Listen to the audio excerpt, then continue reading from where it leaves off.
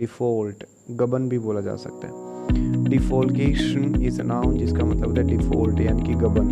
Okay, synonyms इसके क्या हो जाएंगे? डिजास्टर। सिनोनिम्स इसके क्या हैं?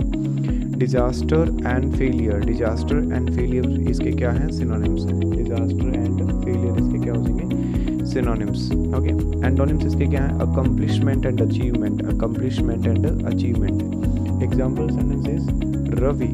Example sentences Ravi made defalcation in fund. Defalcation आपने सुना होगा ना, फ्रॉड, चीट, और इसके अलावा जो वर्ड काफ़ी यूज़ होता है हमारे यहाँ स्कैम, है ना, स्कैम, और एम्बेजलमेंट भी काफ़ी यूज़ होता है। एम्बेजलमेंट का मतलब भी घोटाला होता है। एम्बेजलमेंट वर्ड आई थिंक आपने सुना होगा ना, एम्बेजलमेंट। एम्बेजलमेंट का मतलब भी क्या होता है? घोटाला, गबन, घोटाला होता है।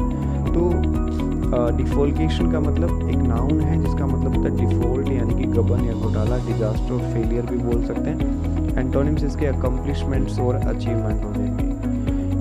एग्जाम्पल सेंटेंस क्या होगा? Ravi made defalcation. Antonyms accomplishment, achievement, और यूजेस क्या होगा? Ravi made defalcation in fund. Defalcation का मतलब उसने उस गबन घोटाला किया है। Next word is debility. Debility is a noun जिसका मतलब क्या होता है? डिक्रिप्टिट्यूड। डिक्रिप्टिट्यूड का मतलब क्या होता है? दुर्बलता, कमजोरी। एनर्वेशन भी बोला जा सकता है। क्या बोला जा सकता है? एनर्वेशन। एनफीबलमेंट, क्या बोल सकते हैं? एनफीबलमेंट। एग्जाम्पल सेंटेंस इसका क्या होगा? उससे पहले देखते हैं antonyms. Soundness and healthiness.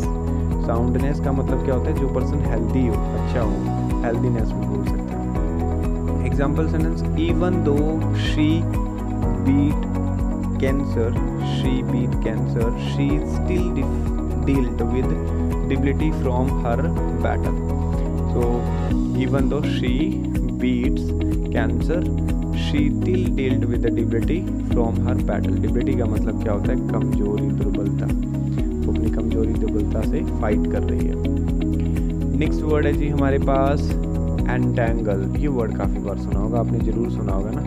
Entangle एक वर्ब है जिसका मतलब होता है उलझना, ठीक है, उलझाना, इन्वॉल्व करना। एंटेंगल का मतलब किसी चीज़ को इन्वॉल्व कर लेना, अंदर इन्वॉल्व कर लेना, ठीक है। कंफ्यूज भी हम बोल सकते हैं। क्या बोल सकते हैं? कंफ्यूज एंड कॉम्प्लिकेट भी बोल सकते हैं। Confuse and complicate, confuse and complicate. इसके एंटोनिम्स क्या हैं? Clarify and exclude, clarify and exclude. Example sentence क्या है? Don't entangle those people in your project as they are not trustworthy.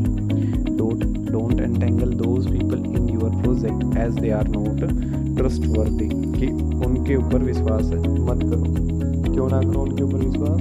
क्योंकि they are not entangle. Don't entangle those people in your project as they are not trustworthy.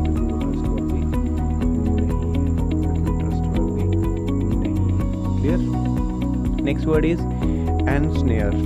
एनस्नेयर एक verb है जिसका मतलब होता है जाल में फंसाना, ट्रैप करना।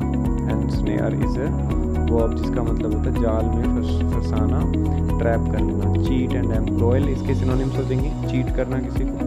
एनस्नेयर बहुत इंपॉर्टेंट वर्ड है।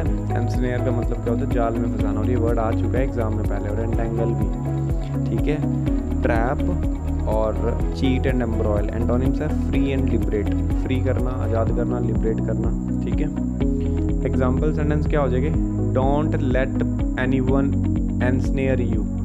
Don't let anyone ensnare you, कि किसी को भी एनस्नेयर ना हो रही। एनस्नेयर का मतलब क्या होता है? जाल में फंसाना, ठीक है। किसी के जाल में मत फंसो, इसका मतलब इनडायरेक्ट वे से यही हुआ, ठीक है जी। यहाँ तक क्लियर है? किसी को भी कोई भी डाउट आ रहा हो तो आप कमेंट करके पूछ सकते हैं। आपका रिप्लाई बहुत जल्दी कर दिया जाएगा जैसे आप कमेंट करेंगे, ठीक है।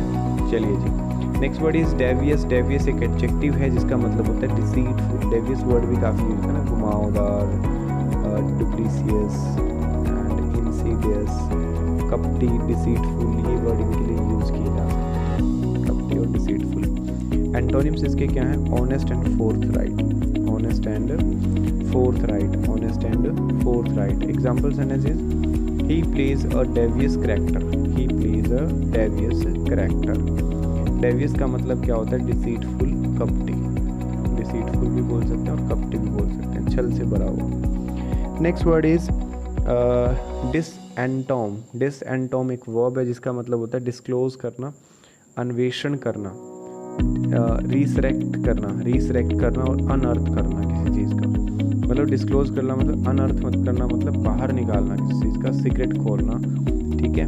इसके एंटोनिम से उल्टा क्या हो जाएगा, एंटोम। एंटोम का मतलब होता है what is the meaning of entomb, entomb and bury, बूरना किसी का, ठीक है।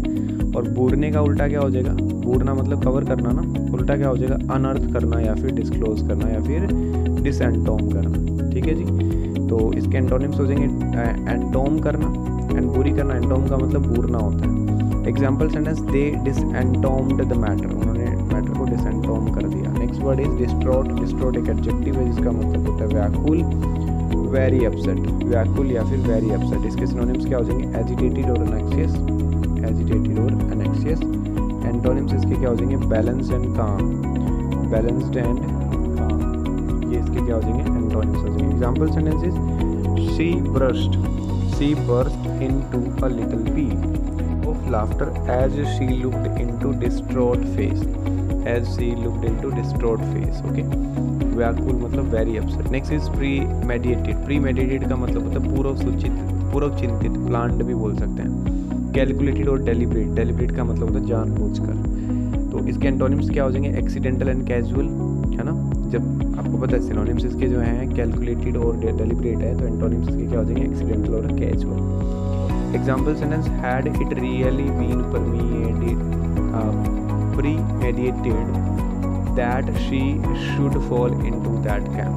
तो premeditated का मतलब होता है पूर्व चिंतित, ओके। तो guys that's all in this particular session, बाकी मिलते हैं नेक्स्ट क्लास में। Thank you.